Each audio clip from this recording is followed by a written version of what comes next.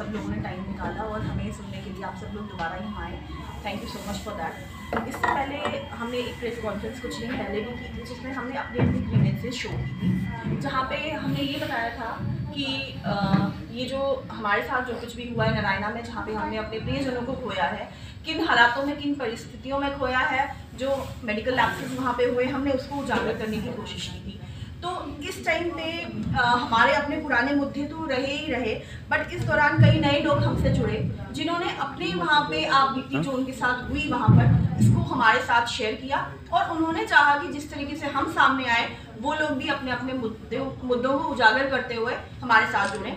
आज हमारे साथ दो नई फैमिलीज यहाँ पे जुड़ी हैं। साहिद जी हैं, मीनाक्षी जी हैं यहाँ पे।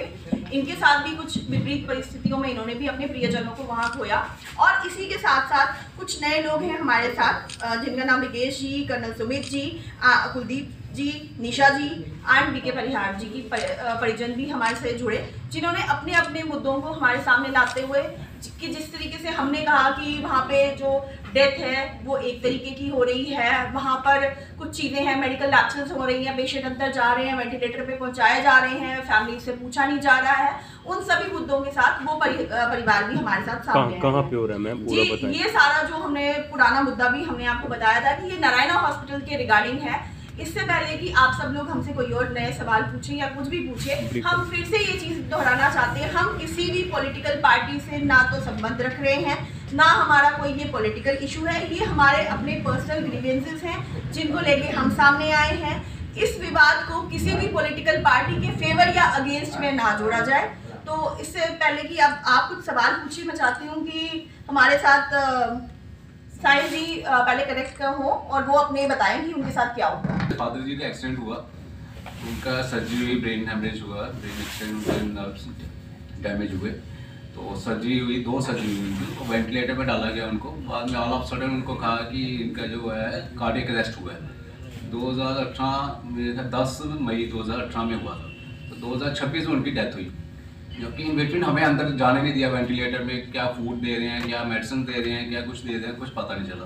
आफ्टर दैट मेरी मदर जो है वो शॉक में दिए, अनकॉन्शियस हुए, उनको भी हम नारायणा में लेके गए, उनको भी 15-20 दिन रखा गया। फिर बेड पे बांधा जाता था उनको, आईसीयू में बेड पे बांध के रखा जाता था आईसीयू में। अंदर तो हमें एंट्री होती नहीं थी, और तब से वो आज तक वो बेड रिटर्न पे ही है, ना मूवमेंट होती है, ना कुछ पे चल पाते हैं, ना कुछ, तो पता नहीं क्या किया, क्या हुआ, क्या नहीं है, कुछ पता नहीं, वो बेड पे ही है तब से। वेंटिलेटर पर कितना टाइम हुआ? वेंटिलेटर 16-17 दिन तो रखा, अनकॉन्शियस ही रहे वो। आप किस बीमारी का इलाज करने? कॉन्शियस हुए, बस हमने अनकॉन्शियस हुए वैसे ही लेके गए। हमने इधर डॉक्टर जो हैं अतुल्या में बैठते हैं, उन्होंने हमें कहा कि आप रिकमेंड किया कि नारायणा में ले जाओ। नारायणा में लेके गए, तब से वो उठे ही नहीं है, तब से वो बेड पे ही है। अब मीडिया सामने है, क्या एडवांस करना चाहते, क्या आप ये चाहते हैं जो नेक्सस जहाँ चल रहा है, कुछ हो रहा है, हमें पता चले कौन सा डॉक्टर है। जैसे देखो 4 घंटे ओपीडी उधर चल रहा है, आईसीयू चल रहा है, उधर वेंटिलेटर चल रहे हैं, डॉक्टर उधर से इधर आ रहे हैं, इधर से उधर जा रहे हैं, प्राइवेट प्रैक्टिस चला रहे हैं। अगर वो उधर बैठ रहे हैं नारायणा में, तो उनकी सीटिंग उधर ही होनी चाहिए। फिर ये इधर जम्मू में आ रहे हैं, जम्मू से वापस जा रहे हैं, तो ये क्या उधर से आईसीयू का मतलब है intensive care unit, intensive care. आगे चेकअप कराते हैं एंड डॉक्टर्स टेल हिम कि you need to have stent immediately, आपकी लाइफ थ्रेट पे है। उन्होंने कहा कि because my family is out of station Gurgaon, मैं अकेला हूँ, तो I need to call them, how can I do everything alone. उन्होंने कहा नहीं, you are under life threat, you can not leave. And he was so scared, he has to go for that, what do you call, lama? Yes, lama. Yeah, that I have to go against the wishes of medical. कहते हैं आप अपने उसमें जा रहे हो, आपके साथ कुछ भी हो सकता है। And we have this report of Narayana. Where is that? Yeah, this is, आप देखिए, Mr. विकेश त्रिसल, बोला गया कि you need angiography, स्टंट लगेगा, आप जा नहीं सकते, your life is at threat। ये नारायणा हॉस्पिटल का, and date is 17 November 2024 and वो बाहर भागते हैं अपनी जान बचा के और गुड़गांव जाते हैं and he goes to another hospital for the checkup where he was declared healthy. There is no problem with his heart. There was no requirement of any stunt or any angiography. Is this nexus going in Narayana Hospital? आप बताइए, जो हमारे परिजन अंदर ICU में थे उनके साथ फिर क्या हुआ होगा वहां पे, ये जवाब दीजिए आप मुझे सब। जो इंसान खुद देख रहा है उसके साथ क्या हो रहा है, अपनी जान बचा के जा रहे हैं वो वहां से, और दूसरा हॉस्पिटल गुड़गांव में उन्हें बोल रहा है आपको तो ये प्रॉब्लम है ही नहीं हार्ट की, आपको कैसे स्टंट पड़ेगा? जो हमारे अंदर थे उनके साथ क्या हुआ, मेरा ये सवाल है। अब हम मांग क्या करें? बात करवाएंगे मिस्टर विकेश से, he want to speak with you over call. हाँ, आपको क्या डिमांड, क्या जांच चाहते हैं? पहले आप इनसे बात रहा है उसके खिलाफ हम लोग सिर्फ ये चाहते हैं कि एक फ्री एंड फेयर वहाँ पे सब कुछ पता किया जाए, सब कुछ बाहर आए। सही पैटर्न मेरा में क्यों और create है? जी, सोपा की एप्लीकेशन दी है कोई? That is working on that. हमारा काम था मीडिया के सामने आना, लोगों के साथ। वही सवाल है हमारा, Yes, बीइंग sir. एडवोकेट, आपने इस चीज पे कोई रिटन एप्लीकेशन करवाई है? उस चीज को लेके जो जो हमारी के अंडर उनको कोई एप्लीकेशन दिया कि जी, नहीं, उस सब के लिए जो प्रोसेडिकेट्स जो लीगल And सेल हमारे साथ this week कनेक्टेड we है get to know. वो बिल्कुल इस चीज पे लगी हुई है एंड बहुत जल्दी हम उसके लिए भी आपको आप कर खुद सकते बात हैं। कीजिए विक्टिम से। I happened to get into Narayana in the last, month, and then I had some slight pain in the chest, which I thought that I must quickly go and have it checked. I went to, am I audible? Into the emergency. So first thing they offered me a bed and said that you need to be checked and took all the tests, and the first thing that they did was the drop D test, through which they wanted to confirm whether I have suffered a heart attack or not.